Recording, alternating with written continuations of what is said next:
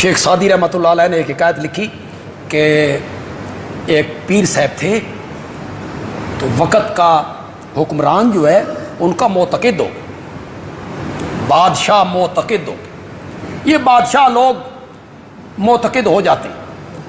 کبھی ایبٹ آباد کے علاقے میں لاٹھیاں کھانے کے لیے کہ جس کو وہ لاٹھی مار دیتا ہے وہ وزیر اعظم بن جاتا۔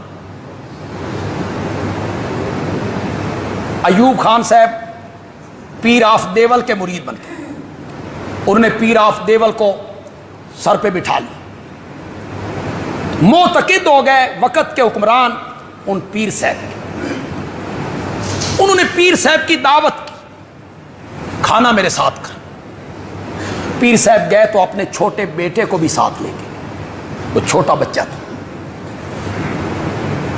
بادشاہ کی دعوت، طرح طرح کے کھانے چنے گئے، انہیں کوئی اپنے کول کھوانا سی،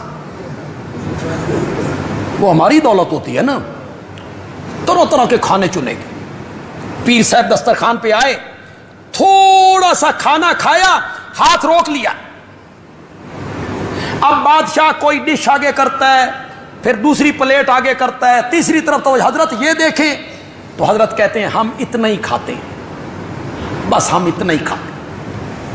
اب بچہ یہ سب کچھ دیکھ رہا تھا، بھائی بابا گھر میں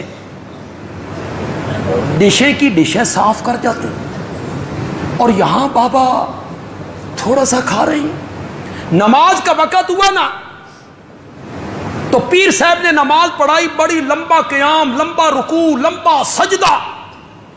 بچہ یہ بھی دیکھ رہا تھا بھائی گھارتے ماردے نے ٹکرا، پڑھتے ہیں تو نہ رکوع نہ سجدہ نہ قومہ نہ جلسہ، آج بڑی طویل نمازیں۔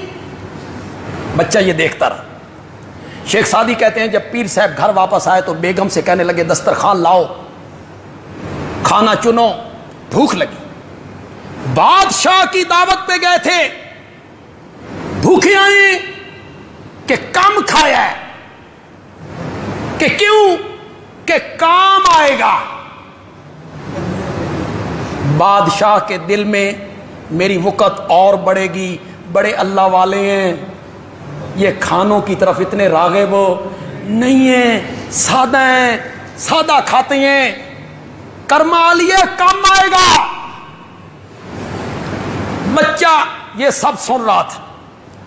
بچہ کہنے لگا، شیخ سعدی نے یہ گلستہ میں لکھا فارسی میں، اور بڑی زبردست کتاب، اب تو بڑی مدت ہوئی ہم نے پڑھی تھی، پھر پڑھائی بھی مدرسوں میں۔ بچہ کہتا ہے پدر من نماز را ہم قضا کن،